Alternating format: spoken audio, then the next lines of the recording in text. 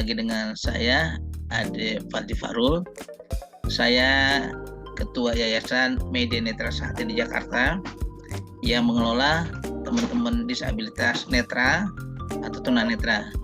Dan pada malam hari ini saya akan berbincang-bincang dengan saudara kita yang dia sebagai penyandang tunanetra atau difabel netra, yaitu Mas Sigit Kurniawan. Beliau sebagai sekretaris dari Yayasan Kesejahteraan Tunanetra Nusantara Kalimantan Selatan, dan saat ini diamanahkan sebagai sekretaris dari IKTN. Nah, jangan lupa teman-teman semua, sahabatku dimanapun berada, ini adalah channel dari kami untuk mengelola teman-teman tidak hanya tunanetra tapi juga teman-teman difabel lainnya. Ada tuli bisu, kita akan menggali pengalaman, kemudian perjuangannya, dan jangan lupa di subscribe, like, share, dan komen di channel ini, yaitu Difabel Indonesia Official atau kita kenal Dio Channel. Nah, kita akan mulai perbincangan kita. Ya, kita ngomong santai-santai aja, yang ringan-ringan nanya. Kemudian kita akan mengambil insight-nya, mengambil mutiara-mutiara dari Mas Sigit yang mengelola Yayasan Kesejahteraan Tunanetra Nusantara, dan kita akan kupas bagaimana aktivitas kesehariannya. Assalamualaikum, Pak Sigit. Waalaikumsalam warahmatullahi wabarakatuh. Gembira sekali nih, saya Devo dari Jakarta bisa menjumpai. Apa kabar, Pak Ade? Baik, alhamdulillah, menjumpai Mas Sigit. Ya, Mas Sigit.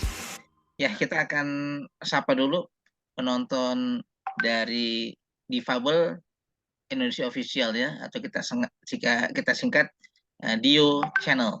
Dio Channel. Nah, sobat disabilitas di seluruh Indonesia, selamat malam. Ya, silakan menyapa dulu teman-teman difabel netra khususnya dan juga dari difabel lainnya. Ya, buat teman-teman netra dan teman-teman difabel lainnya, silahkan menyimak channel ini karena channel ini akan menampilkan sesuatu yang sangat bermanfaat untuk kita semua, untuk menambah wawasan, untuk menambah semangat dan rasa percaya diri kita semua ya. Semoga teman-teman semua tambah sukses dan silahkan like, subscribe channel ini ya. Terima kasih. Dan hasil usaha dari channel ini nantinya akan kita berikan untuk teman-teman difabel lainnya. Mudah-mudahan bisa dapat subscribe yang banyak nih, Mas Sigit ya. Amin, dan amin, ditonton amin. Dan di-share kepada teman-teman lainnya sehingga kita bisa hidup menghidupkan teman-teman semua dari channel YouTube ini. Oke, Mas Sigit. Oke. Mungkin yang pertama saya akan meminta nih narasinya, teksnya. Bagaimana sih sosok Mas Sigit sendiri? Bisa ceritakan? Wah, kalau anaknya, keluarganya, kegiatannya, udah itu mungkin mengalami tidak melihatnya kapan dan penyebabnya apa ya. Jadi teman-teman bisa waspada juga ketika ada penyakit atau ada musibah yang ada tanda-tandanya, mungkin ada indikator, wah saya mungkin mengalami nanti kebutaan, atau ketika kita belum, kita bisa mencegahnya. Silakan Mas Sigit. Baik, sebelumnya kita awali dari cerita orang tua saya dulu ya. Cerita singkatnya, kebetulan ayah saya ini seorang TNI, tapi sering ditugaskan jauh, dan sama ibu tentunya ya, kemanapun beliau selalu mengikuti lah, kadang ya terpisah juga. Nah, pada waktu itu ada suatu wabah penyakit gitu kan, apa namanya, penyakit perut gitu kan. Nah, ibu saya itu sakit perut terus gitu kan, diobatin ke sana kemari juga nggak sembuh-sembuh. Nah, membesar dikira ibu saya ini memang sakit gitu. Nah, ternyata ketemulah waktu itu kan zaman tahun sekitar tahun 70-an lebih itu kan, sedikit dokter ya, apalagi di Betul. pelosok gitu. Waktu itu di mana Mas Sigit? Ibu Di apa? Kalimantan Selatan juga, kalau Oh, nggak salah waktu itu di kota, bukan di Playharinya ya, nama ada kota di situ yang nggak usah lah saya sebutkan namanya, cuman ada ya. pedesaan yang sangat pelosok. Eh, Nah di situ tidak ada dokter dokter ya, lah ya. hanya dukun-dukun biasa gitu kan, Betul, betul. dukun-dukun kampung gitu. Nah Itu Mas Sigit kata masih orang, di apa masih dikandung atau udah lahir tuh? nah ini ceritanya akhirnya sampai ke saya nih. Oh, gitu. Iya, ya. Nah, jadi waktu itu kan diperiksakan lah ke mana-mana kan, katanya sakit ini, katanya disantet orang dan macam-macam lah itu kan. Akhirnya ketemulah sama dukun yang tahu Pinter lah tentang ya. yang pintar. Ternyata dia bilang ini hamil, bukan sakit. Padahal sudah Oh, terlatih diminum obat kemana-mana. Nah, kebetulan waktu itu dibawalah sama ayah saya ini ke kota kan, diperiksa di Banjarmasin waktu itu ya. mm-mm. Diperiksa ternyata memang positif hamil gitu kan. Nah, waktu itu kandungannya hamilnya hanya satu, diperkirakan satu orang gitu kan. Nah, begitu sudah umur 9 bulan, Hmm? dibawa lagi ke bidan, ternyata setelah melahirkan satu udah keluar, ternyata masih ada lagi yang di dalam, masih ada satu lagi gitu. Dan Kembar nih ya. kembar Hmm. jadinya. Awalnya tuh selnya cuma satu, tapi karena mungkin berbagai macam obat, minum sana sini, akhirnya rusak sel itu jadi dua. Tapi alhamdulillah hidup kedua-duanya. Hanya saja kebetulan saya lahir yang terakhir setelah yang pertama itu. Nah, dari lahir itu saya dinyatakan eh, tidak tidak melihat gitu kan. Yang kedua melihat atau sama juga? Kembaran saya melihat, Allah. kembaran saya melihat. Kemudian saya memang mungkin inilah perjalanan awal hidup Betul, saya ya, betul. yang harus kita terima. Dan awalnya sih shock juga, orang tua saya itu shock juga. Mungkin ada sekitar beberapa tahun lah, artinya merawat saya ini antara antara seneng dan nggak seneng lah gitu kan, intinya Betul. seperti itu. Nah, jadi awal ceritanya tuh ya saya lahir tuh karena memang ya ini pertama takdir, tapi penyebabnya ya karena dikira penyakit tadi, dikira Penyakit penyakit. ya, ya. Tapi kak, Nah, begitu. adanya eh, masih ini beraktivitas, masih ada gitu. Masih, Oh, masih. masih sampai sekarang masih ada. Beliau kembaran saya itu tinggal di kota lain ya. Kira-kira 1 jam perjalanan dari Banjarbaru di kota Playhari, Kalimantan Selatan juga, Oh, oke, oke. kabupatennya Tanah Laut. Tapi Beliau aslinya bapak, masih Kalimantan ya? Atau memang dari Jawa? Kalau dari namanya kan Sigit saya, Kurniawan Jawa nih. saya Jawa, Jawa Sunda. Bapak Oh, saya itu Jogja, orang Bantul. iya, Ibu iya. saya orang Tasikmalaya, daerah Wah, Singaparna situ. karena penugasan lah ya, karena tentara ya. Ya, karena tentara tugas ditugaskan ke Tasik, ketemu ibu saya, dan ternyata setelah itu dipindahkan ke Kalimantan karena memang turun temurun itu. Memang dari keluarganya ibu saya pun keluarga bapak saya seorang tentara gitu kan. Oh, Kakek-kakek saya itu tentara jadi udah semua. biasa lah ke, ke berbagai wilayah ya. Ya, bahkan waktu saya umur 7 tahunan gitu kan. Saya pernah ditempatkan bapak saya pernah ditempatkan di daerah yang rawan gitu ya. Di Kalimantan juga masih ada gerombolan waktu itu. Betul, betul, betul. Ada gerombolan pemberontak dan Mm-mm. wah, suasana mencekam tuh udah merasakan lah itu kan. Nah, itu Hmm. Kalau Mas Sigit berapa orang bersaudara Pak? Kakak atau adik itu? empat, Oh, empat. empat, Jadi empat ini Mas Sigit yang takdirkan tidak melihat ya? dua, heeh, Dua. cuman saya Dua. sendiri. Nah, kemudian setelah itu gimana? Pendidikannya, sekolahnya di Kalimantan, mungkin ada kegiatan menulis, seperti apa tuh? Jadi waktu awal-awal memang saya orang tua saya kan belum tahu masalah pendidikan-pendidikan luar biasa gitu ya. Jadi agak Hmm. terlambat lah. Nah, tapi ada teman dari temannya ayah saya itu menyarankan agar saya dimasukkan di SD terpadu lah, di SD yang bisa menerima tunanetra gitu kan. Hmm. Nah, tapi di Kalimantan Selatan ini waktu itu sangat sedikit. Betul, betul. Ah- Akhirnya saya ditempatkan di SDLB di daerah. Waktu itu masih di Plehari, bukan di Banjarbaru.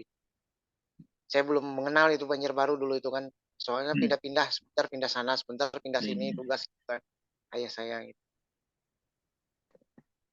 Nah, setelah itu sampai Nah, sekolah kita di lulus, SD atau SMP. lulus, lulus SD baru saya ke kota nih, ke daerah di sini namanya di Kota Martapura, Martapura ya. melanjutkan ke SMP, terus saya melanjutkan ke Jawa untuk sekolah pijatnya, sekolah terapi Oh, pijat di Pemalang. Pemalang ya, Jawa Tengah ya. Di situ awal awal petualangan saya dari Pemalang tuh. Setelah itu Itu saya kemana-mana lah, ke belum Bandung, ke berkeluarga ya, Jakarta. masih bujangan Belum. ya. Nah, Aduh. Nah, mulai dari Pemalang itu pikiran saya terbuka itu, Pak. Baru, nah. wah, ternyata saya punya teman banyak ya, bukan sendirian gitu. Nah, awalnya dari situ. Kemudian waktu dari Kalimantan ke Pemalang sendiri atau diantar orang tua? Kebetulan itu difasilitasi, ada di samping orang tua juga ada fasilitas dari memang pemerintah punya program kan Pemerintah untuk ya. difabel waktu itu. Ini ke Malang belajar pijit ya. Ya, Pemalang belajar pijat sama yang lain-lain lah gitu kan. Betul, betul. Berapa lama di Malang atau belajar pijitnya? Di Pemalang, Pak, bukan di Malang. Pemalang. Pemalang, Jawa Tengah. Nah, ya. Itu tahun 94, 93 sampai 96. 93 sampai 96. 6 ya. Nah, Setelah itu kita udah pintar setelah, lah gitu ya. Buka nah, buka panti pijit belum, atau belum, belum. Masih belum? ikut orang di Jakarta Ikut waktu orang. itu. Cari Ikut pengalaman ya. orang pengalaman, terus ya ikut sana sini, dan tahun 97 akhir saya berkeluarga, tapi berkeluarga di Kalimantan. Saya disuruh pulang ke Kalimantan kan. Hmm, Nah, hmm. singkat cerita berkeluarga lah di Kalimantan, dan ya nggak panjang jodohnya, tahun 2001 saya balik lagi ke Jawa ya. Waktu itu saya ada Pemalang di Bandung. di Bandung. Ya ikut orang juga. Tahun 2001 akhir saya ke Jakarta lagi gitu kan. Wah, Nah, jadi 2003 saya mondok di Keraksan, Jawa Timur. ya. Nah, mondok itu sekitar 2 tahun lah. Nah, Hmm.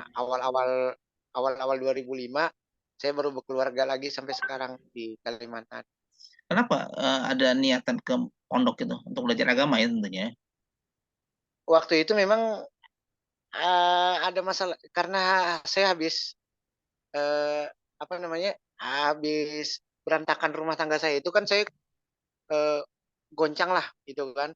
Walaupun saya ikut orang ke sana kemari, tapi rasa ada yang kurang gitu kan.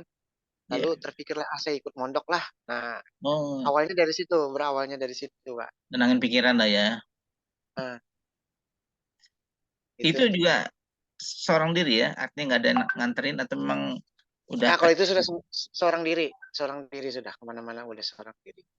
Nah, oke. Putranya berapa orang atau anaknya? Anak saya sekarang 3. 3 ya. Jadi dari istri saya yang dulu itu 1, yang sekarang ini 2. Yang dulu awas juga atau tidak? Awas awas juga. Istri saya Awas. dua-duanya alhamdulillah Nah, awas udah juga. ya. Oke, sekarang kita akan tanya apa nih sekarang kegiatan Mas Sigit sehari-hari dengan kondisi keterbatasan. Kan orang misalnya kalau udah terbatas, yaudah di rumah aja, pasrah, itu berdoa. Akhirnya kita nggak beraktivitas. Sementara kan kalau saya dari cerita teman-teman tuh, Mas Sigit aktif ya, bahkan di Yayasan Kesejahteraan Tunanetra Nusantara ya. Apa nih Iya. kegiatan setelah itu? Jadi tahun berapa menetap di Kalimantan Selatan nih? Ya yang Terputus. betul-betul menetap nggak kemana-mana lagi sejak 2005 itu, seminar dengan Jakarta, seminar gitu-gitu doang lah. Cuman menetap Hmm. di Kalimantan. Oke. Nah, kemudian kok membuat yayasan, kegiatan teman dengan teman-teman tunanetra lainnya gimana tuh? Aktivitas sehari-harinya? Wah, itu berawal dari kesedihan, Pak. Awalnya kesedihan. Jadi pada waktu itu kan, jauh sebelum terbentuk yayasan itu, waktu saya di Pemalang kan saya sering main ke rumah teman-teman tuh di kampung-kampung tempat Mm-mm. mereka kan kalau liburan pulang kampung, cuman yang jauh-jauh kan yang nggak bisa pulang kan. Mm-mm. Nah, saya diajak lah ke rumah-rumah teman-teman yang di kampung. Ternyata di situ perlakuan dari masyarakat terhadap tunanetra itu bagi saya sangat sangat harus dibenahi lah gitu kan. Ada Perbuatan mereka curang dibully, Pak, ya? ada yang Nah, punya anak tapi disembunyikan di dapur gitu kan, dikurung lagi kan supaya katanya aib anak tunanetra itu punya anak hmm, yang berkebutuhan khusus itu aib gitu kan. iya, Nah, sementara saya sama orang tua saya dibebaskan gitu kan. Yang hmm, penting yang penting kamu mau belajar dan apa namanya jangan menyerah dengan keadaan yang ada gitu kan. Nah, sementara berbanding terbalik dengan kondisi kawan-kawan saya gitu loh. Nah, hmm, berawal dari situ, saya punya keinginan, suatu saat saya ini mau mengumpulkan teman-teman yang mengalami nasib yang seperti ini untuk bersama-sama kita kemudian harus mandiri keluar ya. nih dari zona ini harus keluar saya bilang gitu kan. Tapi saya belum belum tahu caranya waktu itu kan. Hmm. Nah, lama kelamaan karena seiring saya udah mengikuti berbagai pendidikan sedikit demi sedikit terbuka. Nah, di tahun 2007 akhir saya ketemu dengan teman-teman di Kalimantan ini yang satu pemahaman dengan saya. Ya udah kalau begini singkat cerita ya terbentuklah waktu itu masih perkumpulan Pak, Himpunan Tunanetra Gotong Royong namanya waktu itu. Dan itu belum ada yayasan atau aktenya lah ya. Belum belum tahu Maksudnya dihukum hukumnya juga, belum pokoknya bikin perkumpulan aja. paguyuban lah ya. Guyuban biasa kayak yang perkumpulan kampung gitu kan. Nah, kita adakan pengajian. Waktu itu pertama kali diliput oleh salah satu stasiun TV swasta di sini namanya Duta TV Hmm. Banjarmasin gitu kan. Nah, seneng lah kita kan jadi tambah semangat kan. Wah, kegiatan pertama nih diliput TV swasta nih, saya bilang gitu kan. Nah, akhirnya yang awalnya yang ikut pengajian tuh cuma 10-15 orang, tambah banyak sekarang ya ya 30-40 lah gitu kan. Sampai sekarang ini alhamdulillah sudah berjalan berapa tahun tuh sejak 2008 tuh kan. Nah, tahun 2014 singkat cerita karena memang teman-teman kita yang bergabung itu tambah banyak, Sekalsel itu ada 100 lebih. Oh, Ya udah daripada kita beguyuban yang tidak ada badan hukumnya, coba kita swadaya, kita kumpulkanlah dari kawan-kawan kan ada yang kumpul cuma 2.000 perak, ada yang ini kita kumpulkan. Tahun 2014 lahirlah yang namanya YKTN ini, yang betul-betul dari awal dananya ini dari kawan-kawan di Pabel semua, koordinator semua. nah, gimana masih gitu mengumpulkan teman-teman kan artinya kita nggak tahu udah itu informasi di mana. Apakah ada komunitas atau teman-teman atau dari satu orang akhirnya sampai 100 orang kumpul tuh? Boleh dikatakan demikian, awalnya kita cuman yang deket-deket sini aja kan. Nah, Hmm. yang deket-deket ini ngasih informasi ini di jalan, kebetulan di Jalan Gotong Royong nih kan, tempat saya nih. Hmm. Di Jalan Gotong Royong nih ada pengajian tunanetra nih setiap hari anu, kata mereka gitu kan. Dari satu ke Hmm. satu. Terus apa namanya? Selain pengajian juga kita ngadakan kayak peringatan-peringatan kayak Maulid dan Ah, sebagainya. Kita undang mereka gitu kan. Kebetulan teman-teman yang satu alumni dengan saya kan lumayan banyak nih, mereka yang nyebarin gitu kan. Nah, berawal dari situ kata teman-teman, wah ini bagus nih. Kita jangan begini aja, kita harus ada peningkatan. Nah, kata mereka seperti itu. Ya, akhirnya selain pengajian, sekarang kita ada pelatihan apa walaupun apa namanya sifatnya pribadi-pribadi tapi kayak pelatihan-pelatihan komputer itu kita adakan, pertanian, terus bagaimana cara mereka memelihara ikan. Yang memang tujuan akhirnya itu kami sama dengan cita-cita saya itu agar kawan-kawan itu keluar dari zona yang dianggap masyarakat tuh tunanetra itu nggak bisa apa-apa gitu loh. betul, betul. Kita harus keluar dari situ gitu kan.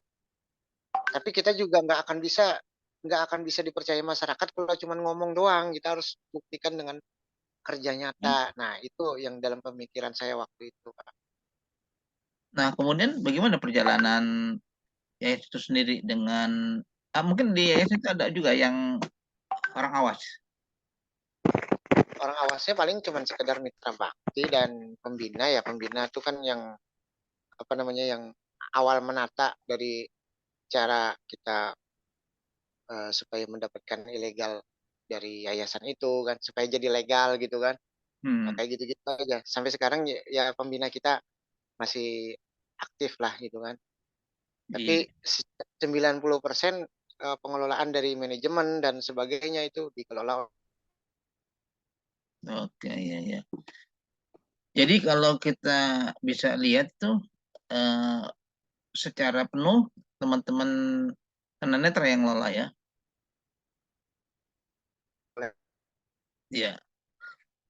Jadi perlu diketahui, sahabatku semua, kalau kita berbicara tentang bahasanya orang awas, berarti itu adalah orang-orang yang tidak yang tidak tunanetra. Itu ada bahasa mereka yang lakukan untuk membedakan ya atau memudahkan lah berkomunikasi dengan tunanetra dan juga orang awas. Tadi sudah diceritakan mengenai kegiatan yayasan.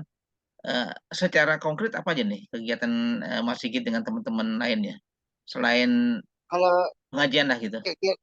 kegiatan yang rutinnya memang sengaja sementara ini pengajian, cuman seiring perkembangan kita sudah melebar ke bagaimana cara mereka itu supaya mempunyai usaha.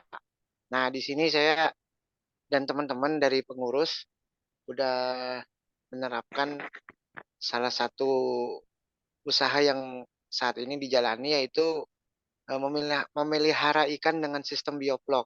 Walaupun tersendat-sendat ya, karena memang kita nggak punya lahan, lahan kita hanya dipinjamkan, ya ya paling tidak mereka mengetahui kalau ternyata tunanetra bisa memelihara ikan di Biovlog. pekarangan rumah sendiri. Nah, bioflok itu. Ada berapa Nah, biovlog sekarang nih? karena kita nggak punya lahan, Pak. Jadi sebenarnya yang mau mau memberikan bantuan bioflok ini ada beberapa masyarakat ya yang dia punya kolam nggak dipakai. Sebenarnya kalau Hmm. kita punya lahan luas, kalau dikumpulin itu ada sekitar 12 atau sampai 14 kolam. Cuman sementara ini cuman ada dua yang bisa kita kita taruh kan di halaman sekretariat yayasan itu, karena memang kita nggak punya lahan. Tahan Ya, ya. sekretariat itu juga sewa itu, Hmm. darurat lah itu.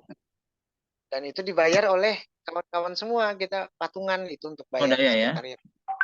Jadi swadaya. Jadi belum ada, memang belum ada donatur yang apa namanya membantu untuk Hmm. perkembangan yayasan lebih lanjut gitu. Nah, kalau dari perbincangan gini sekarang ini, gimana tuh kalau teman-teman siapapun ya dari channel kita nih, dari channel Difabel Indonesia Official ini ingin memberikan sesuatu lah dengan kepada Mas Sigit ini. Mungkin ada nomor teleponnya atau alamatnya gitu ya. Ya. Nanti di, bisa di bawah sini nanti disampaikan oleh eh, pihak channel ini ya. Oke, Yang jelas saya akan. kita sangat sangat menerima dan memang dari dulu dari awal pendirian yayasan itu kita mempunyai cita-cita punya lahan sendiri agar itu bisa menjadi multifungsi, klinik Hmm. pijat di situ, kantor sekretariat di situ, terus kolam bioblok di situ dan rumah produksi. Kita kan juga selain bioblok kan kita ini memberdayakan kawan-kawan yang lain yang tunanetra juga yang punya bakat berjualan. Kita bina jadi mereka berjualan berbagai macam jenis kerupuk gitu kan. Ya, Walaupun yang memproduksinya yang orang melihat gitu kan. iya. Nah, Nah, itu kerupuk dijual sama teman-teman. Keliling atau ada ya, tempat? sementara ini keliling. Kita belum punya tempat mangkal sendiri, belum punya, jadi mereka keliling. Tapi alhamdulillah sudah memberikan penghasilan yang cukup relatif ya buat mereka itu, sehingga bisa membiayai anaknya sekolah gitu kan, Ah, nah, untuk keberlangsungan kehidupan mereka gitu.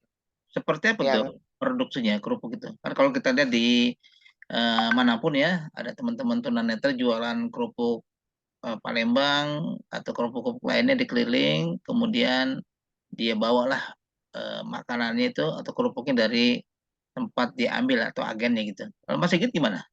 Bikin sendiri, kemudian pengambil? kebetulan yang memproduksi ini pembina dari YKTN sendiri yang tak lain istri saya, jadi mereka Hmm. ngambilnya ke istri saya tuh. Jadi Nah, memang kami, Mas Sigit ada usaha ah, nggak ya? kenapa? Ada usaha, ada memproduksi, membuat kerupuk ya? Iya, sistem bagi hasil dengan teman-teman. Apa aja tuh? Ya, Jenis makanan kerupuk atau yang lain itu? eh, Apa? sementara ini kerupuk sama madu, bukan madu, apa nih? Kopi jahe. Tapi kopi jahe nggak begitu jalan, yang jalan malah kerupuknya. Jenis Hmm, kerupuk kayak emping, ya kalau bahasa iya, Sunda emping ya. emping ya. Emping, terus rengginang sama akar pinang. Akar pinang ini kayaknya di daerah lain belum ada, cuman kayaknya yang Akar banyak di Kalimantan. akar pinang itu makanan atau akarnya, Pak? Kerupuk, kerupuk, jenis kerupuk. Nama nama kerupuknya akar pinang. Oh gitu. Nanti saya kirimin ya Pak Ade ya. Alhamdulillah. Kalau Heeh. mungkin ada contoh produknya nih kalau ada yang mau pesan, Oh boleh, sebentar ya. ya Eh, nggak nanti apa-apa. kita ini. Ya sambil nunggu Mas Sigit memberikan contoh produknya, kita ngobrol-ngobrol juga ya. Nah kemudian Mas Heeh. Sigit, yang saya juga dengar katanya sekarang YKTN punya radio streaming. Mungkin orang-orang awam, Punya, punya. orang yang awas Heeh. nggak percaya. Apa benar ya anak teman-teman komunitas disabilitas yang di bawah pengelolaan Mas Sigit di Yayasan Kesejahteraan Tunanetra Indonesia dan Yayasan Kesejahteraan Tunanetra Nusantara ya bisa bersiaran. Heeh. Bisa cerita nggak Mas Sigit? Kok agak unik Nah, nih kalau diceritakan tuh. kalau diceritakan ini memang karena memang awalnya dari iseng-iseng aja tuh. Hmm, Saya itu waktu waktu memang di pelatihan waktu di sekolah, saya memang suka ada radio rusak kan itu, radio rusak. hmm, Iseng-iseng kayak saya kait ini kan, kabel kait sana sini kan. Oh ternyata kok kok bisa menimbulkan pancaran gelombang ah, gitu kan ah, di gelombang lain. Nah, diakal-akalin sana sinilah, diikat-ikat kabel gitu, ternyata saya setel musik kok masuk gitu kan. Nah, awalnya dari situ tuh. Nah, dicoba jadi siaran gelombang FM waktu itu tahun 94 itu, 93 94. 94 tuh. Heeh. Cuman karena itu rakitan abal-abal jadi ganggu ke TV kan. Dimarahin lah Hmm, saya sama orang, dimarahin suruh tutup itu radio katanya kan gitu. ganggu ya. Cuma 6 bulan tapi sejak saat itu tekad saya, wah ini kayaknya kalau kita siaran radio ini asik nih. Terus ternyata teman-teman banyak yang hobi siaran gitu kan. Hmm, Ada yang tanpa mikrofon dia ceritanya bacakan requestan orang gitu kan. Waktu zaman-zaman sekolah saya dulu tuh. Nah, hmm. ceritakan ini yang ngirim dari mana dari mana dari mana padahal enggak pemancarnya enggak ada dia ngomong sendiri gitu kan. Heeh. Seneng ya, seneng Unik hobi itu ya. memang iya, memang di asrama tuh waktu di asrama tuh banyak yang orang berhayal, hayalan menjadi penyiar. Hmm, Nah, waktu itu saya memang udah, wah ini teman-teman nih harus jadi penyiar nih. Nah, itu. ya, Lama seiring berjalannya waktu, lama terpendam dan sekarang ada teknologi streaming ini. streaming ya. Teknologi streaming lalu saya tanyalah teman-teman gimana sih caranya siaran streaming. Nah, waktu satu sama kalau nggak salah sama rekan-rekan dari IT ya, ITCFB itu ngajarin saya gitu kan. Hmm. Bagaimana siaran streaming ya sudah diajarin. Saya tularkan sama yang lain. Jadilah waktu itu radio streamingnya belum RTI waktu itu. Macam-macam ngarannya. Nanti bubar, bentuk lagi, bubar lagi gitu kan. Mulai tahun 2010 Hmm. itu. Awal-awal streaming itu hadir kan. Karena itu kita cari yang gratisan. Belum Ya. ada yang berbayar gitu. Di online itu. RTI itu Nah, Radio Tunanetra Indonesia ya. Rumah Tunanetra Indonesia. Rumah Tunanetra Indonesia. Iya, Rumah Tunanetra Nah, RTI ya. Nah, kemudian gimana itu berawal sekarang? dari Jelo. Itu berawal dari Zelo ceritanya. Biji Waktu itu lo. eh, saya pengguna Zelo dan ada beberapa teman bikin satu perkumpulan dan bikin channel, tapi channelnya apa ya katanya. Ya sudah, karena kita berkumpul nih dijadikan satu channel ya sudah bikin rumah saja, Rumah Tunanetra Indonesia saya bilang gitu kan sama teman-teman. Jadilah di Jelo itu channel Rumah Tunanetra Indonesia. Zelo tuh boleh nggak Dan diceritakan apa tuh Zelo? Mungkin banyak orang yang belum paham Zelo tuh. Zelo itu sejenis itu aplikasi tapi dia seperti walkie talkie. Jadi aplikasi Oh, yang komunikasi dua arah. ya. Nah, tapi dia menggunakan jalur internet dan di seluruh dunia bisa bisa masuk ke channel yang kita buat gitu kan dengan mudah. Hmm. Nah, dari situ ternyata peminat dari channel Rumah Tunanetra Indonesia di Jelo itu sangat banyak. Sekarang itu subscribernya udah nyampe 9 ribuan lah kalau nggak salah. Waduh, Ribut itu. itu bisa kita ajak juga tuh teman-teman Boleh, Zelo boleh. untuk Itu men-subscribe, bahkan like dan pengunjungnya share ada yang dari Malaysia juga itu, Pak. ya. yang dari Malaysia, ada yang dari Singapura kunjungnya tuh. Nah, itu siarannya apa Mas Sigit? Yang disiarkan di radio Rumah Tunanetra Indonesia. Apa mungkin kapan, jam berapa mulai siaran dan itu sampai jam berapa dan juga programnya apa aja tuh? Kita lanjutkan dikit ya. Habis dari Zelo itu ternyata banyak teman-teman yang hobi siaran juga di situ, ketemu juga. Nah, udah, Hmm. kalau gitu kita siaran streaming lah gitu kan. Ketemulah sama teman-teman yang bisa memfasilitasi dari waktu itu ada Bang Yusuf dari Palembang. Kebetulan dia pernah punya server sendiri. Nah, itu kelas Oh, siaran streaming namanya RTI radio streaming. Nah, itu siarannya waktu itu cuman 12 jam ya, 12 jam. Karena teman-temannya sedikit waktu itu cuman ada sekitar penyiarnya 4 sedikit ya. orang. Nah, terus nambah-nambah akhirnya 24 jam, sempat 24 jam Hmm. gitu. 24 jam, tapi karena kita nggak kuat bayar server, berapa waktu itu per tahunnya tahun 2019 tuh tutup kita. Tahun 2021 gabung lagi sama salah satu yayasan gitu kan. Hmm. 2021 akhir ya, kalau nggak Ya. salah 2022 lah mulai mengudaranya Hmm. gitu kan. Nah, sama sebuah yayasan kita mendirikan kembali, menghidupkan kembali Rumah Tunanetra Indonesia. Dan Muncul lagi semangatnya sekarang ya. Dan orang udah muncul lagi kumpul semua. semua, teknologi udah mendukung, yang suka banyak mulai diaktifin lagi ya. Sekarang penyiarnya udah 20-an nih. Udah banyak Hmm. nih. Berarti Tunanetra sekarang semua itu, Pak. tunanetra Tunanetra semua semua. tunanetra semua. Mulai Nah, dari teknisinya, cara ngatur servernya tunanetra semua itu. kemudian bersiaran dengan apa nih? Apakah ada namanya mixer audio, studio, atau ada Nggak alat? ada, Ah, studionya di rumah masing-masing. Jadi penyiar kita itu ada yang dari Medan, ada yang dari Semarang, ada yang dari Kudus. Pokoknya hampir seluruh Indonesia ada yang mewakili lah. jadi Jadi siarannya di siarannya rumah masing-masing. dengan handphone. Dengan handphone bisa, dengan laptop juga bisa. Tapi rata-rata 90% menggunakan handphone aja. Handphone Handphone. yang Android yang versi-versi biasa gitu, yang versi 6, 7, 8 tuh itu Iya. sudah bisa menggunakan broadcast, namanya aplikasinya Oke. broadcast method. Penonton Nah, channel ini, channel Difabel Indonesia Official, mungkin ada punya handphone yang nggak kepake atau yang masih bagus, tapi bisa digunakan untuk teman-teman. Nah, dikirimin aja nih melalui Mas Sigit dari Yayasan YKTN, kirimlah daripada dijual murah, dengan dikirimkan aja. oh, Nanti saya akan kasih ya, alamat Mas Sigit dan teleponnya. Nah, saya punya nih Mas Sigit tiga, kemana nih saya kirimkan?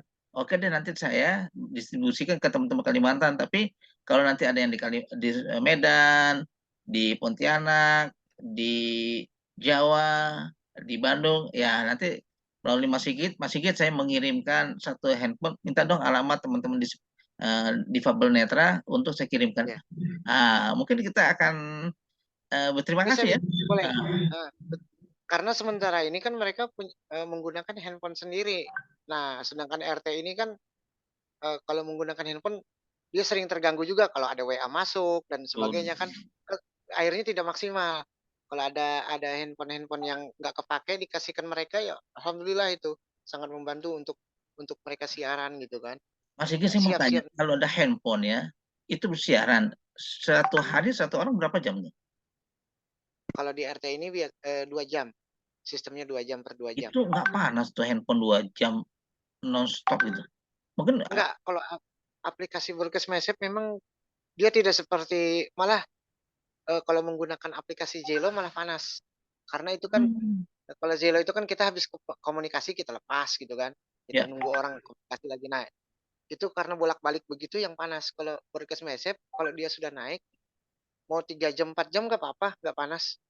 Nah, kalau kuotanya gimana Mas Sigit? Mungkin ada yang Nah, Mas Sigit saya deh tanggung 3 orang kuota sebulan sekian. Nah, berapa tuh kira-kira memakan kuotanya rupiahnya gitu? Mungkin 50.000 atau 100.000 sebulan. Oke deh, saya tanggung kalau 1 bulan. Nah, kayak gitu.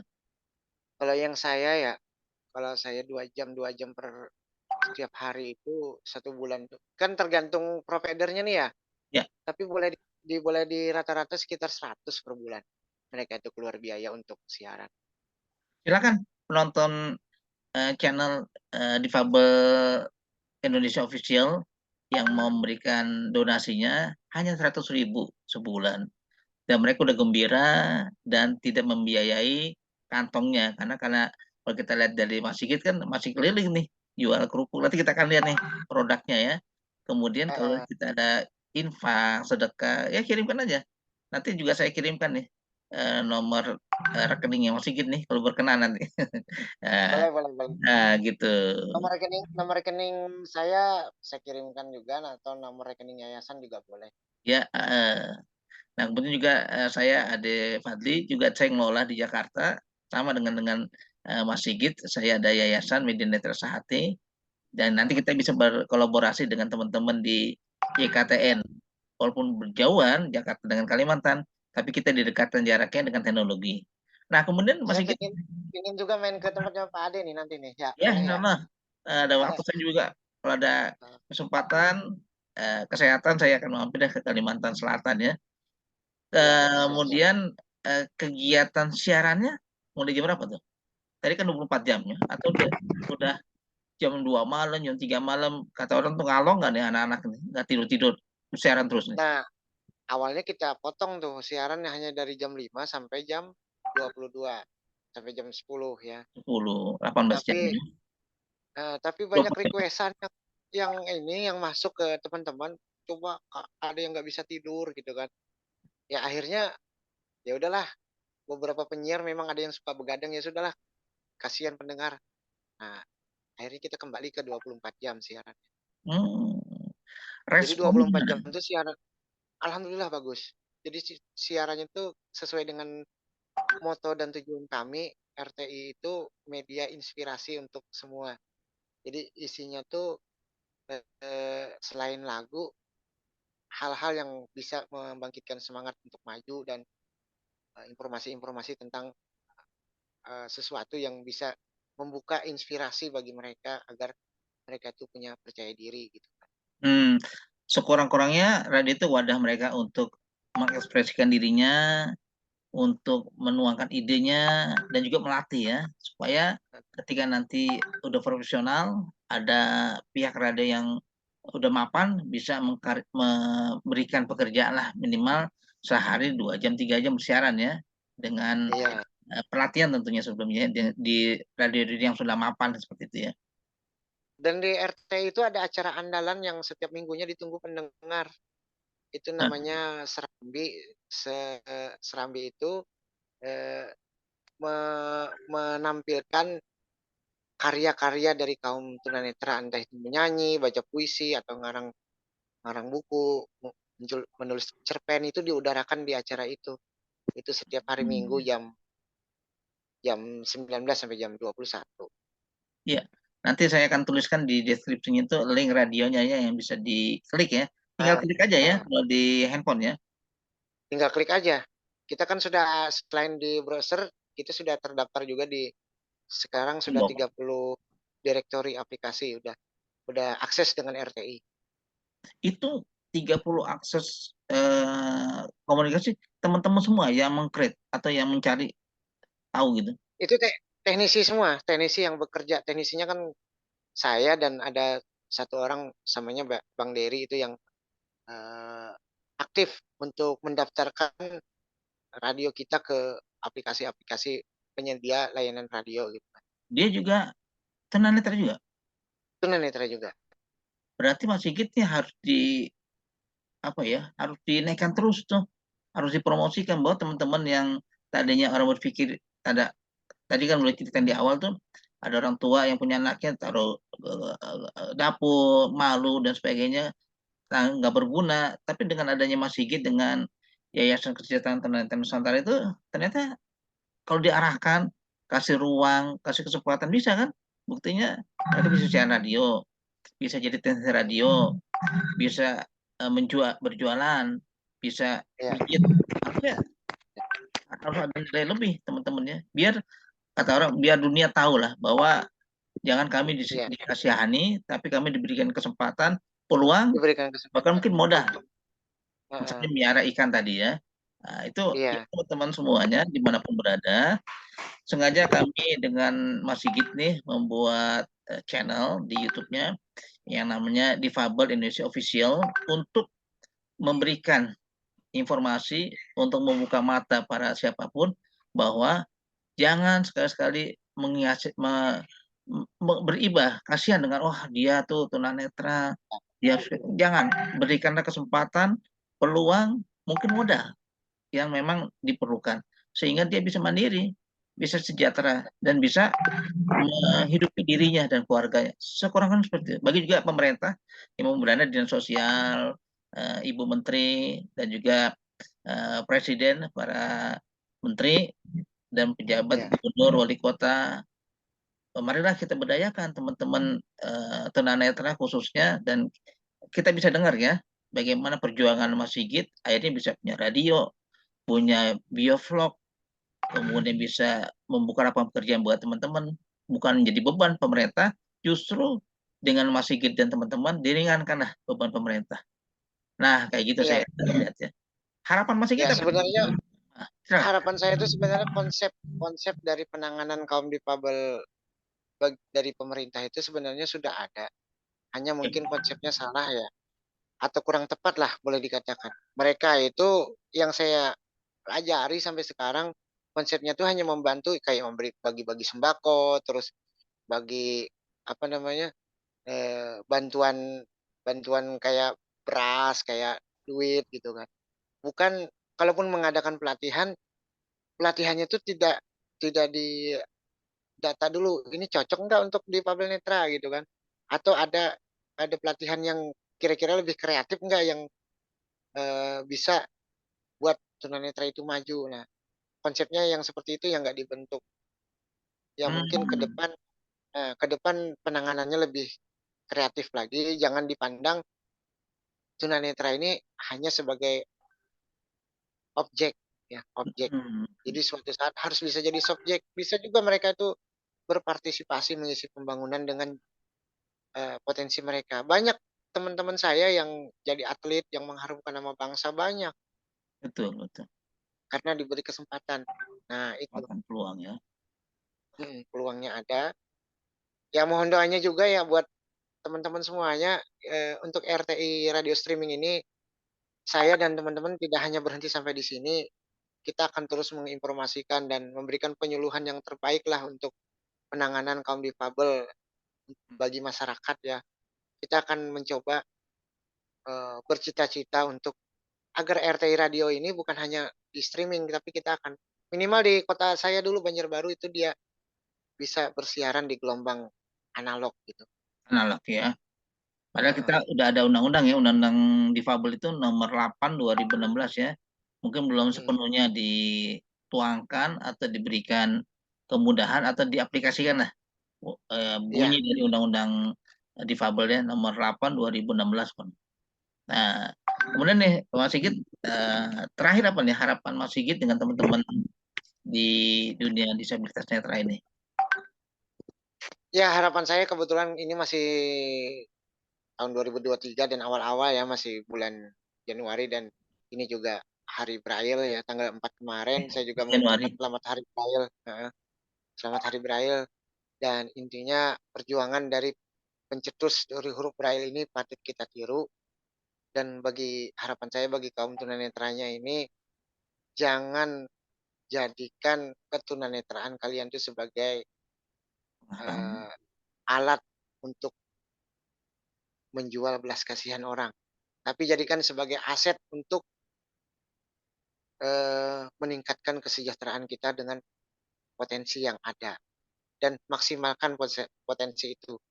Jangan pasrah, jangan wah saya tunanetra saya minta dikasihani aja lah, jangan. Betul, betul. Itu harapan. Mas Sigit udah Terus buktikan ya harapan, bisanya.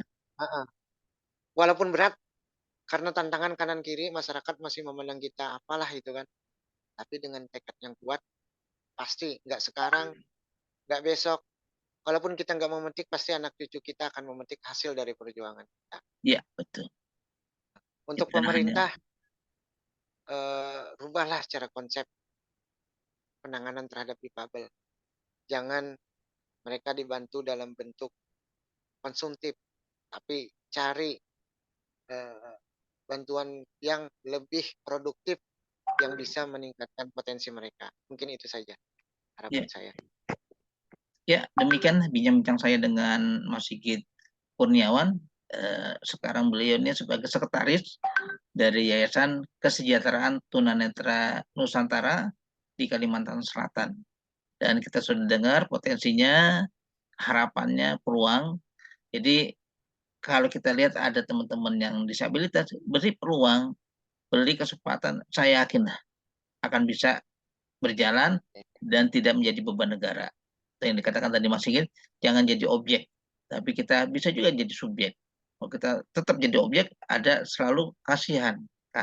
Padahal potensi yang ada di diri teman-teman disabilitas netra atau teman-teman disabilitas lainnya, ketika diberikan peluang, akan ringan beban negara. Dan mereka akan bisa mandiri dan bisa jalan sendiri. Mungkin itu dulu kita bincang-bincang dari Mas Sigit. Nanti kita tunggu channel radionya, saya akan lengkapi di deskripsinya. Juga nanti telepon Mas Sigit sebagai kontak personnya kemana. Dan juga satu lupa, itu mungkin ada produknya bisa dikasih lihat Mas Sigit. Saya belum mempersiapkan. Nanti saya ini fotonya saya kirim ya. Nanti Nanti saya akan juga selipkan foto produk Mas Sigit yang sudah berapa lama usaha seperti itu? Setahun, 2 tahun? Untuk yang apa namanya, yang jualan kerupuk ini, yang produksi sendiri kurang lebih 6 bulan. 6 bulan. Tadinya kita ambil dari orang lain ya. Tadinya ya. Ya, kita doakan semuanya, teman-teman dimanapun berada, usaha Mas Sigit maju, dia sudah maksimal untuk survive ya, untuk membantu teman-teman, bahkan nanti teman-teman yang tidak difabel pun akan terbantu dengan produk-produk Mas Sigit itu sendiri. Nah, Sigit, terima kasih waktunya. Saya yakin Mas Sigit sudah malam ya di Kalimantan dengan Jakarta, bedanya 1 jam. Sekarang di sini jam 9 kurang, berarti di Kalimantan Selatan jam 10 kurang 15. Terima kasih Mas Sigit waktunya. Salam dari saya, Ade Farul, dari Yayasan Media Netra Sahatir Jakarta, yang juga memperjuangkan teman-teman disabilitas netra dengan berbagai kekurangan, kekuatan, kelemahan, dan juga teman-teman Mas Sigit di Kalimantan Selatan di bawah pembinaan Mas Sigit di Yayasan Kesejahteraan Tunanetra Nusantara. Selamat berjuang Mas Sigit. Mudah-mudahan dimudahkan oleh Allah dan channel ini bisa berkembang terus sehingga teman-teman disabilitas netra khususnya bisa mandiri dan punya jati diri dan juga bisa memberikan yang terbaik bagi bangsa ini. Terima kasih. Dan kita akan akhiri dengan baca hamdalah. Alhamdulillahirrahmanirrahim. Salam buat keluarga dan teman-teman disabilitas netra khususnya di Kalimantan Selatan. Terima kasih. Assalamualaikum warahmatullahi wabarakatuh. Waalaikumsalam. Nah, ini contoh produknya nih.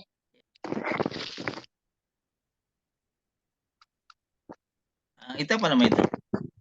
Kalau yang ini keripik kentang.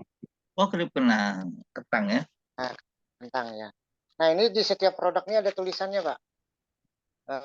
Tulisannya ini terima kasih telah membeli dari para pedagang disabilitas netra.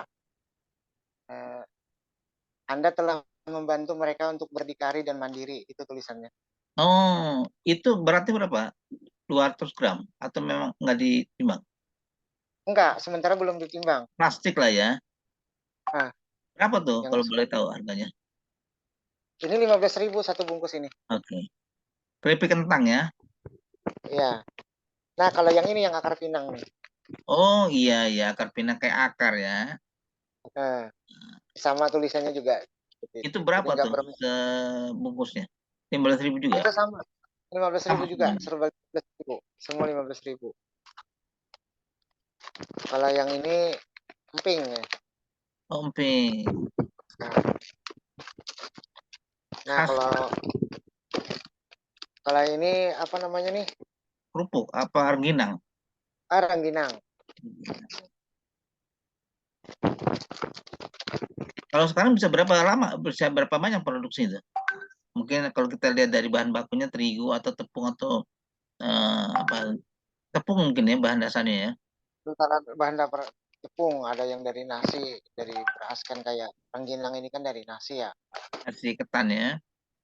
Nah, Bisa berapa lama? Bisa berapa kilo tuh untuk produksi? Misalnya dibikin sekarang berapa? Kuatnya bisa 2 minggu ya? karena ini betul-betul kedap udara, ini tahan 3 minggu, tahan Oh, nggak berubah. kalau Tapi kalau sudah 1 bulan yang nggak enak, alot rasanya lah ya. kurang nyaman. Kalau untuk produksinya berapa banyak tuh? Mungkin plastik Eh, lah, berapa kantong gitu?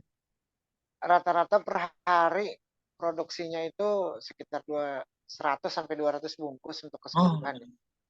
dan teman-teman semua yang jual keliling ya, Ya, kayak Amit ini ya? memang banyak yang teman-teman bukan disabilitas netra yang mau ngambil, tapi memang dari pembina nggak ngizinin. Memang kalau mereka kan usaha udah banyak ya, kerja apa aja bisa kan. Hmm, Tapi kalau yang tunanetra kan terbatas, makanya memang bikin eksklusif untuk para pedagang tunanetra. khawatirnya Makanya, diborong, nggak kebagian teman-teman yang tunanetra ya? nah, kegiles lagi kayak contoh waktu jualan kerupuk di Jakarta kan, sekarang yang bukan tunanetra juga banyak yang jualan kan. Iya, diambil Nah, dijual di warung atau di toko atau di online ya. ya, makanya teman-teman yang apa namanya yang dari tim YKTN ini tidak tidak mengizinkan yang bukan tunanetra untuk berjualan produk seperti ini. Boleh dia jual produk sini, tapi jangan ngambil di tempat kita, silahkan ngambil di tempat lain gitu. Tempat lain ya. Dan Kemudian kita bikin rasanya juga pembayaran agak beda. cash and carry Nah, pembayaran. kenapa? Boleh ngutang atau harus ada modal dulu? Dimodalin. Untuk tunanetra, dulu waktu awal-awal mereka, karena saya belum punya modal waktu itu kan, mereka beli dulu, jadi mereka jual lagi waktu awal-awal. Tapi Hmm, sekarang eh, beranilah sudah, boleh teman-teman ngambil lah ngambil ya. aja dulu. Nah, jadi yang Ngambil dulu, lakunya aja yang dibayar. bayar belakangan ya. Ya, yang lakunya misalnya lakunya 10, berarti yang 10 yang dibayar, sisanya nanti lagi kalau udah laku lagi bayar lagi gitu. Hmm, arti kita modalin lah ya untuk mereka bisa jualan Ya. ya. Hmm. Oke. Oke, nanti